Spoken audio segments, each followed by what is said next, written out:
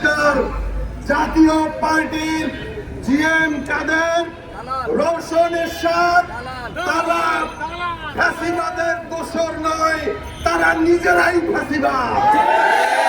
আওয়ামী লীগ এবং জাতীয় পার্টি একই বৃত্তের দুটি ভুয়ো। এই জাতীয় পার্টি এবং আওয়ামী লীগ একই সাথে সরকারে ছিল, সরকারের মন্ত্রী ছিল, বিরোধী দল ছিল, যার কারণে হাসিনার যা হয়েছে জাতীয় পার্টিকে তাই বহন করতে হবে।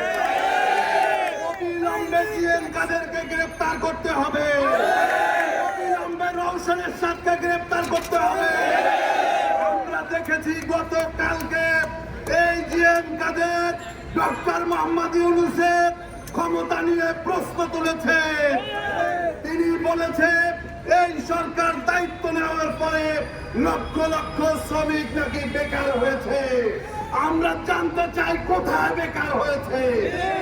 হাসিনা বাংলাদেশের 25টি পাটকল যখন বন্ধ করেছিল, তখন এই কুলাঙ্গার জিএম কাদের এবং এই রওশন এরশাদরা মুখে কুলু বেটে দিয়েছিল, কথা বলে নাই।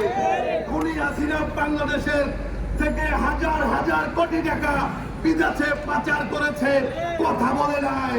14 সালে বিনা ভোটে এমপি হয়েছে, তারা তাদের সাথে ছিল। 2024 সালে এই জিএম কাদের এবং